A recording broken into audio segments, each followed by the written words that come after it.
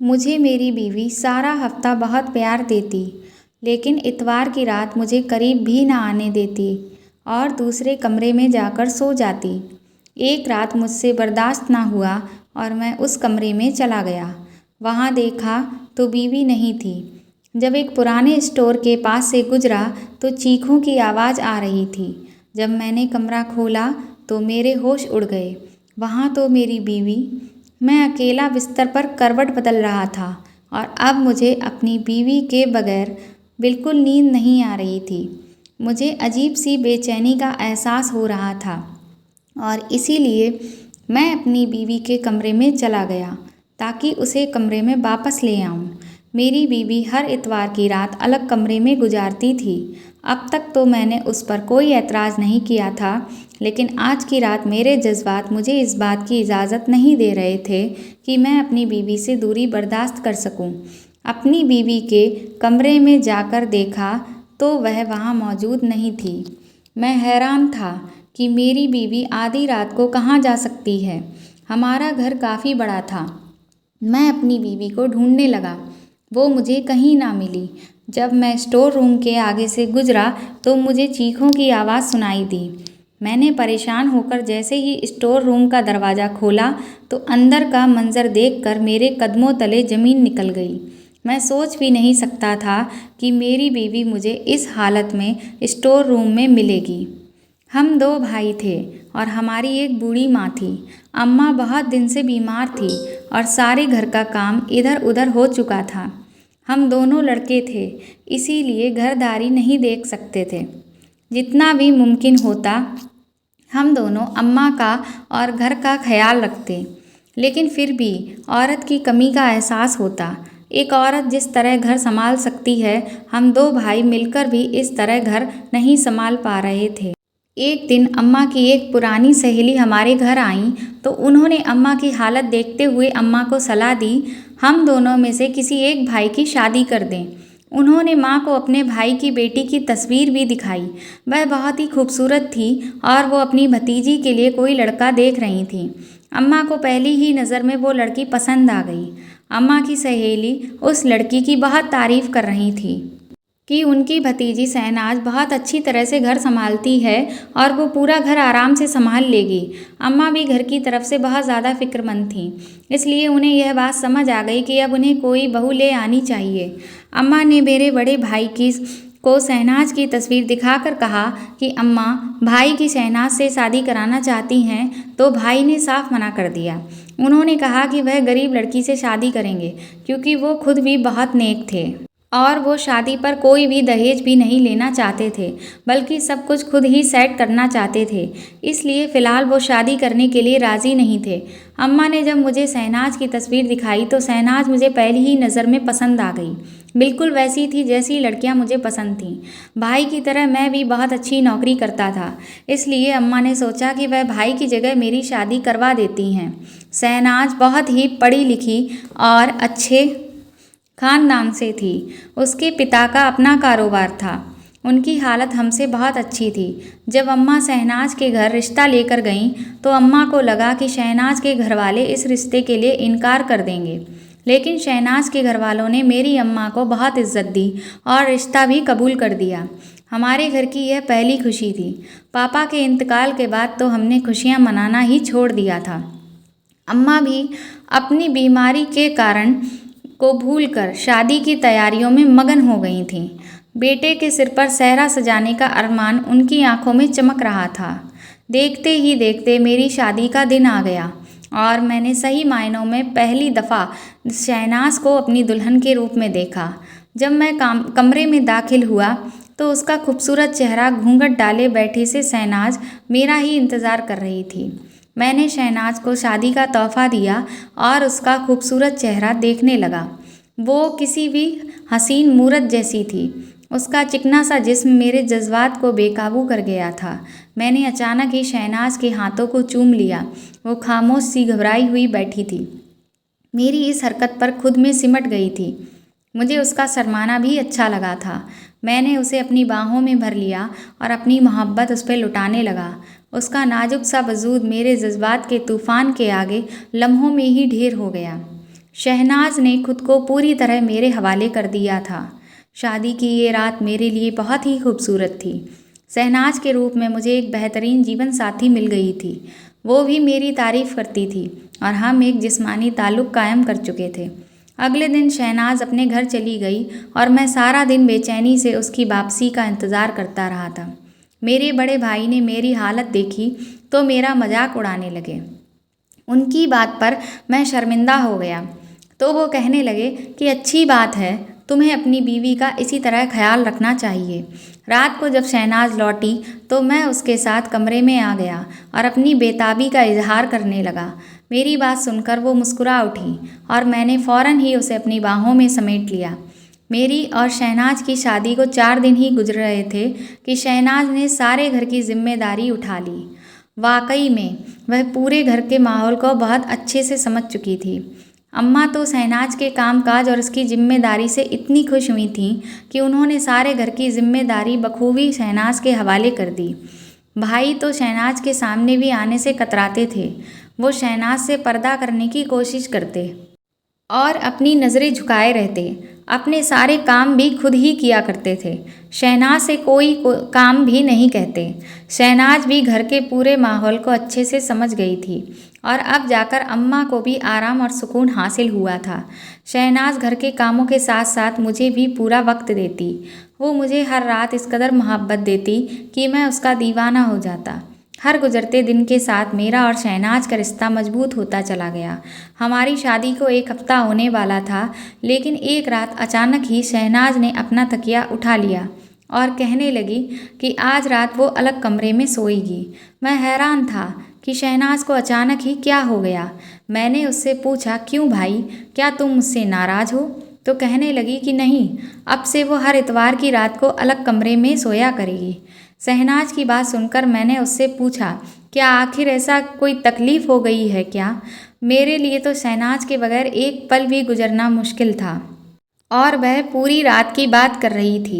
मेरा उतरा हुआ चेहरा देखकर शहनाज कहने लगी कि आप परेशान ना हो। दरअसल मैंने मन्नत मांगी थी कि अगर मेरा पति बहुत मोहब्बत करने वाला होगा तो मैं हर इतवार की रात अपने पति से अलग रहूंगी और इसीलिए अब मैं अपनी मन्नत को पूरा करना चाहती हूँ, क्योंकि आप मुझसे बहुत मोहब्बत करते हैं और मेरी मन्नत कबूल हो गई। मैंने कहा कि अगर ये तुम्हारी मन्नत है तो मुझे कोई ऐतराज़ नहीं है, लेकिन तुम्हारी गैर मौजूदगी मेरे नाकाबिले बर्दाश्त है। मेरी बात सुन के वो कहने लगी कि उसके लिए भी मेरी जुदाई बर्दाश्त करना कोई आसान बात नहीं है, लेकिन हम दोनों एक ही घर में हैं और मैं बस एक ही रात अलग गुजारा करूंगी। शहनाज तकिया लेकर कमरे से निकल गई। मैं बेड पर करवटें बदलते रह गया। शहनाज की गैर मौजूदगी में मुझे एक पल के लिए भी नींद नहीं आई, लेकिन मैं यह सोचकर खामोश हो गया कि बस एक रात की ही तो बात है। उसने सारे हफ्ते मुझे बहुत प्यार किया था। मैं एक रात तो उसके बगैर अकेले गुजार ही सकता था। अगली सुबह जब शहनाज कमरे में आई तो मुझे उसका चेहरा कुछ उतरा हुआ सा लगा। मैंने उससे पूछा क्या हुआ है, तो वो कहने लगी कि उसे अकेले कमरे में नींद नहीं आई।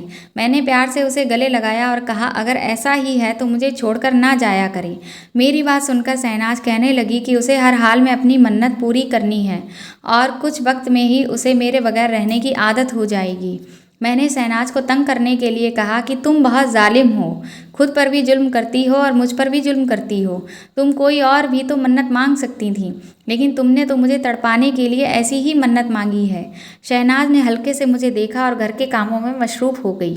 मैं अम्मा के पास जाकर बैठा तो वो शहनाज की बहुत ज़्यादा तारीफ़ कर रही थी। मुझे बहुत खुशी महसूस हुई कि मेरी माँ को बाकी सासों की तरह शहनाज से कोई तकलीफ़ नहीं थी। अब घर बहुत अच्छी तरह संभल गया था और सभी अपनी अपनी जगह बहुत खुश थे। शहनाज ने माँ की भी इतनी अच्छी देखभाल की थी कि माँ की सेहत भी बेहतर हो रही थी। किसी ने सच ही कहा है कि अच्छी बीवी घर को जन्नत बना देती है, और वाकई शहनाज ने मेरा घर जन्नत बना दिया था। बस वो इतवार की रात मुझे तड़पता हुआ छोड़कर दूसरे कमरे में चली जाती और यही बात मुझे अच्छी नहीं लगने लगी थी। मैं अकेला बिस्तर पर लेटा शहनाज की गैर मौजूदगी को महसूस करता। मुझे शहनाज की बाहों में सोने की आदत हो चुकी थी। जब तक मुझे नींद ना लग जाती शहनाज मेरे बालों में अपनी उंगलियों को फिराती रहती और अब मुझे उसके बगैर नींद भी नहीं आती थी। शहनाज ने मुझे अपना आदी बना दिया था। ऐसे ही एक रात शहनाज दूसरे कमरे में चली गई। तो मुझे अकेले में नींद ही ना लगी और मैंने फैसला किया अब मैं शहनाज को खुद से अलग नहीं रहने दूंगा और इस दूरी को मिटा दूंगा। और यही सोचकर जब मैं शहनाज के कमरे में पहुंचा तो वो मुझे ना मिली। तो उसे ढूंढते हुए मुझे स्टोर रूम से चीखों की आवाज़ आई। तो मैं फ़ौरन ही स्टोर में घुस गया। मेरी बीवी शहनाज मेरे भाई के साथ स्टोर रूम में मौजूद थी और वह बुरी तरह चीख रही थी, जबकि मेरा भाई उसके दोनों हाथों को पकड़े हुए उसको चुप करवाने की कोशिश कर रहा था। मैं जैसे ही अंदर दाखिल हुआ तो मेरे भाई ने मुझे कहा, ये तेरी बीवी यहाँ अपने यार के साथ छुपकर मुलाकात कर रही थी। और जब मैं अंदर आया तो ये चीखने चिल्लाने लगी। इसका आशिक तो भाग निकला। जब मैंने उससे कहा कि मैं तुम्हें तुम्हारी सारी सच्चाई बताऊंगा, ये उल्टा मुझ पर इल्ज़ाम लगाने लगी और कहने लगी कि तुम्हें कहेगी कि मैं इसकी इज्जत पर हमला करने वाला था। अपने भाई की बात सुनकर तो मेरा गुस्से से चेहरा लाल हो गया। मैंने आगे बढ़कर शहनाज के मुंह पर एक जोरदार थप्पड़ मार दिया। शहनाज जो बहुत देर से कुछ कहना चाह रही थी, थप्पड़ खाकर सकते में आ गई। वो मुझसे कहने लगी कि आप एक बार मेरी बात तो सुन लीजिए। लेकिन मैंने खुद अपनी आंखों से देखा था कि शहनाज किस हुलिये में आधी रात को स्टोर रूम में खड़ी थी। वो कह रही थी कि वह यहाँ पर अपने किसी आशिक से मुलाकात करने नहीं आई थी, बल्कि मेरे भाई ने उसे बुलाया था। मैं अपने नेक और पाक भाई के खिलाफ उसके मुंह से जहर भरे अल्फाज सुनकर दंग रह गया था। मैंने शहनाज को बालों से पकड़कर घसीटता हुआ कमरे में ले आया। मैं जिस औरत को अपनी इज्जत समझता था और जिससे इतनी मोहब्बत करने लगा था, उसने मेरी ही पीठ में खंजर घोंप दिया था। आज मुझे समझ आया था कि सारा हफ्ता मुझे खुश करने के बाद इतवार को वह दूसरे कमरे में जाकर क्यों सोया करती थी। मैं जान गया था वो इसकी कोई मन्नत नहीं बल्कि अपने आशिक से मुलाकात का वक्त है। अगर आज मेरा भाई उसे ना देखता तो शायद मुझे उसकी इस हरकत का ज़िंदगी में पता ना होता। मैंने शहनाज को कहा कि अभी और इसी वक्त अपना सामान बांधो और अपने घर चली जाओ। मेरे घर में उसके लिए कोई जगह नहीं है। शहनाज मेरे पैरों पर गिर पड़ी। मुझसे कहने लगी कि मैं एक बार उसकी पूरी बात सुन लूं। वैसे तो शहनाज की किसी बात पर अब मुझे एतबार नहीं होने वाला था, लेकिन मैं उसे एक मौका देना चाहता था। मैंने शहनाज से बहुत ज़्यादा मोहब्बत की थी। मैंने उससे कहा कि तुम्हारे पास एक आखिरी मौका है, तुम्हें जो भी कहना है एक बार ही कह दो। वो कहने लगी कि शादी से पहले एक लड़के को पसंद करती थी, लेकिन दोनों के बीच ऐसा कोई ताल्लुक नहीं था कि शहनाज को जिस पे शर्मिंदा होना पड़े। वो लड़का भी शहनाज को पसंद करता था, लेकिन उसके घर वाले रिश्ता भेजने के लिए राजी नहीं हुए। शहनाज के पास उस लड़के के दिए हुए कुछ तस्वीरें मौजूद थीं और वो लड़का दुबई जा रहा था। तो शहनाज ने सोचा कि वो उसकी तस्वीर उसे वापस कर दे, क्योंकि शहनाज मेरी बीवी बन चुकी थी और वो मुझसे मोहब्बत करने लगी थी। एक दिन जब वो अपनी माँ से मिलने के लिए अपने घर गई तो उसने तमाम सामान समेटे और उस लड़के को आखिरी बार मिलने के लिए एक होटल में बुलाया। वह उसे उसके सामान वापस करके अपनी खुशगवार आज़ाद ज़िंदगी से आगाह कर दे और वो लड़का भी शहनाज को भूलकर अपनी ज़िंदगी में आगे बढ़ जाए। लेकिन वो आखिरी मुलाकात शहनाज के ज़िंदगी के लिए बवाल बन गई। जब शहनाज उस लड़के से मिलने के लिए गई तो वहाँ पर उसे मेरे भाई ने देख लिया और चुपके से उसकी वीडियो बना ली, जिसमें वो लड़का शहनाज का हाथ पकड़ के उसे अलविदा कह रहा था। शहनाज को लगा था कि माजी को ये किस्सा अब दफन हो जाएगा और वह मेरे साथ खुशी खुशी एक बेहतर ज़िंदगी गुजारेगी। लेकिन मेरे भाई ने उसकी वीडियो बनाई और उसे ब्लैकमेल करने लगा कि वो हफ्ते में एक रात मेरे भाई के साथ गुजारेगी। वो मेरे भाई की धमकियों से खौफजदा हो गई थी और मुझे छोड़ना भी नहीं चाहती थी, इसलिए उसने ये कदम उठा लिया और इसीलिए वह हर इतवार की रात मेरे भाई के साथ स्टोर रूम में गुजारने लगी। लेकिन ये सब वो अपनी खुशी से नहीं कर रही थी, इसलिए मेरे भाई की गलत हरकतों पर वो चीखने चिल्लाने लगती। शहनाज मेरे आगे हाथ जोड़कर रो रही थी। वो कह रही थी कि वो भी इस गुनाह भरी ज़िंदगी से निकलना चाहती थी, लेकिन मेरे बगैर वो ज़िंदा नहीं रह सकती थी, इसलिए कभी उसने सच बोलने की हिम्मत ना की। मैं गैर यकीनी के आलम में शहनाज को देख रहा था। मैं उसकी हर बात पर यकीन कर सकता था, लेकिन इस बात पर कभी भी भरोसा नहीं कर सकता था कि मेरा भाई शहनाज से ताल्लुक़ कायम करने के लिए उसको रूम में बुला सकता है। मेरा भाई बहुत ही नेक और शरीफ था। उसने तो कभी नज़र उठाकर भी किसी लड़की को नहीं देखा था और शहनाज से भी रिश्ते के लिए भाई ने खुद ही इनकार किया था, तो फिर वो शहनाज को अपने पास क्यों बुलाता। मैं पूरी तरह भंवर में फंस चुका था। शहनाज के आंसू उसकी सच्चाई की गवाही दे रहे थे और मैं अपने भाई के किरदार की गवाही दे सकता था। मैं सिर पकड़कर बैठ गया। मुझे कुछ समझ नहीं आ रहा था। मैं शहनाज के साथ कोई गलत इंसाफ नहीं करना चाहता था, लेकिन मैं एक ऐसी औरत को अपनी निगाह में भी नहीं रख सकता था जो मेरे भाई के किरदार पर उंगली उठा रही थी। मैंने उससे कहा कि फ़िलहाल वो अपने घर चली जाए और कुछ दिन वहीं पर गुजारे। मैं ठंडे दिमाग से इस मामले पर गौर करूँगा, फिर ही कोई फैसला करूँगा।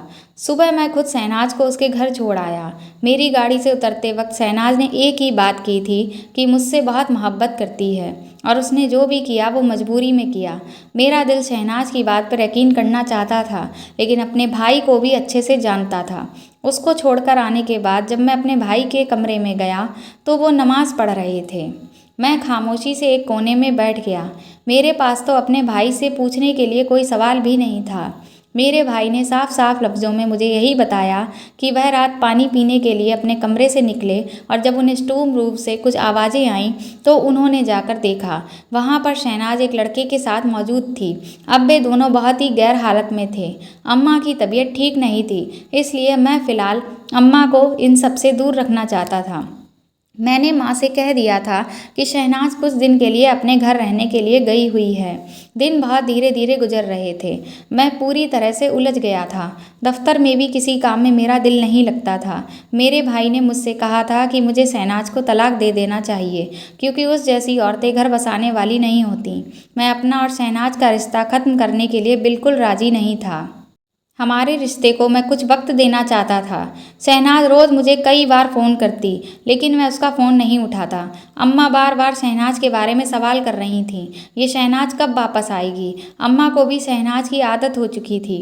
शहनाज इस कदर अम्मा का ख्याल रखती कि अम्मा उसे सगी बेटियों की तरह मोहब्बत करने लगी थीं। एक शाम मैं दफ्तर से घर लौटा। कुछ देर बाद ही हमें खबर मिली कि मेरे भाई का एक्सीडेंट हो गया है। उस समय मैं शहनाज को तलाक देने के लिए उसके घर जाने वाला था, लेकिन भाई के एक्सीडेंट के सुनते ही मैं अस्पताल के लिए दौड़ पड़ा। भाई की हालत बहुत नाजुक थी। उनके जिस्म की हड्डियां टूट गई थीं। कई घंटों के ऑपरेशन के बाद भाई की ज़िंदगी बच गई थी, लेकिन डॉक्टर ने बताया कि वह ज़िंदगी भर बैठने के काबिल भी नहीं रहे हैं। उनकी रीढ़ की हड्डी बहुत बुरी तरह से टूट चुकी थी और उनका एक पूरा पाँव भी खत्म हो गया था। अपने भाई की ऐसी हालत देखकर मैं शहनाज को पूरी तरह भूल गया और भाई की खिदमत में लग गया। अम्मा भी भाई को लेकर बहुत परेशान थीं। उनकी हालत बहुत ज़्यादा बिगड़ गई थी। मैं अकेला उन दोनों को बहुत मुश्किल से संभाल रहा था। न जाने किसकी गंदी नज़र हमारे घर की खुशियों को खा गई थी। जब भाई को 15 दिनों के बाद बमुश्किल होश आया और वह बात करने के काबिल हुए, तो जो कुछ उन्होंने मुझसे कहा यह सुनकर मेरी जान निकल गई। भाई रोते हुए कह रहे थे कि शहनाज की कोई गलती नहीं थी, उसने सब कुछ सच कहा है। वो वाकई उस लड़के से आखिरी मुलाकात करने गई थी, लेकिन भाई ने जानबूझकर कुछ ऐसे लम्हों की वीडियो बनाई थी कि जिन्हें वो उसके खिलाफ इस्तेमाल कर सकते थे। शहनाज बहुत शरीफ लड़की है। जब उसे इस बात का पता चला कि भाई के पास उसका वीडियो है जिसके ज़रिए वो उसका मुझसे रिश्ता भी ख़त्म करवा सकते हैं, तो उसने भाई से मिन्नतें की कि वो ऐसा ना करें। भाई अच्छे से जानते थे कि वो मेरे बगैर नहीं रह सकते, इसलिए भाई ने उस बात का पूरी तरह फ़ायदा उठाया और उसे मजबूर कर दिया कि वो हर हफ्ते एक रात भाई के साथ गुजारेगी। पहली बार तो शहनाज ने इनकार कर दिया, लेकिन जब भाई ने उस वीडियो को लेकर ब्लैकमेल किया तो वो मजबूर हो गई और भाई कहने लगे कि वो उसके साथ ज़बरदस्ती ताल्लुक़ कायम करते और शहनाज इसी तरह चीखती चिल्लाती रहती। वो ये सब लेकर बहुत ज़्यादा परेशान थी। वो मुझे धोखा नहीं देना चाहती थी। उस रात भी शहनाज खुद को बचाने के लिए शोर कर रही थी और इंतज़ार कर रही थी कि मैं उसे बख्श दूँ। भाई रोते हुए कह रहे थे कि उन्होंने एक बेगुनाह को बर्बाद किया है, इसलिए खुदा ने उन्हें ऐसी सज़ा दी है। मैं भाई की बात सुनकर सदमे में पड़ गया था कि मेरा वो भाई जिसे मैं बहुत ही नेक और शरीफ समझता था, वो इतना कैसे गिर सकता था कि मेरी ही बीवी के साथ ताल्लुकात कर लेता। भाई कहने लगा कि जब शहनाज शादी होकर घर आई तो भाई की नज़र खुद ब खुद उसके वजूद से हट ना पाती। शहनाज की खूबसूरती ने उन्हें बेकाबू कर दिया था, लेकिन वह फिर भी नज़रें झुकाए रहते थे। उन्हें जब मौका मिला कि वो शहनाज का इस्तेमाल कर सकें तो उन्होंने इस मौके का पूरा फ़ायदा उठाया। वो भूल गए थे कि एक आंख ऐसी भी है जो उनके गुनाह को देख रही है। मैं हॉस्पिटल से निकलकर शहनाज के घर की तरफ जाने लगा। मुझे शहनाज को अपनी ज़िंदगी में वापस लाना था और उससे माफ़ी मांगनी थी। मैंने सोच लिया था कि मैं शहनाज के कदमों में गिरकर उससे अपने भाई के लिए भी माफ़ी मांगूंगा, क्योंकि मेरे भाई को खुदा ने इतनी बड़ी सज़ा दी थी। कि हम इंसान सोच भी नहीं सकते थे। अपने भाई की ऐसी हालत देखकर मैं भी उन्हें माफ़ कर चुका था। मुझे यकीन था कि शहनाज मुझसे इतनी मोहब्बत ज़रूर करती है कि वो मुझे और मेरे भाई को माफ़ कर देगी, हमें दोबारा से अपना लेगी। खुदा की लाठी में आवाज़ होती है और जब ये इंसान पर पड़ती है तो इंसान बर्दाश्त भी नहीं कर पाता। दोस्तों, अगर आपको मेरी ये कहानी पसंद आई हो तो इसको लाइक करिएगा और ज़्यादा से ज़्यादा शेयर करिएगा। और अगर आप चैनल पर नए हैं तो सब्सक्राइब करिएगा और बेल आइकन को आप ज़रूर प्रेस कर दीजिएगा ताकि आगे भी जो अच्छी अच्छी कहानियाँ मैं पोस्ट करती रहूँ वो आपको मिलती रहें। Thank you.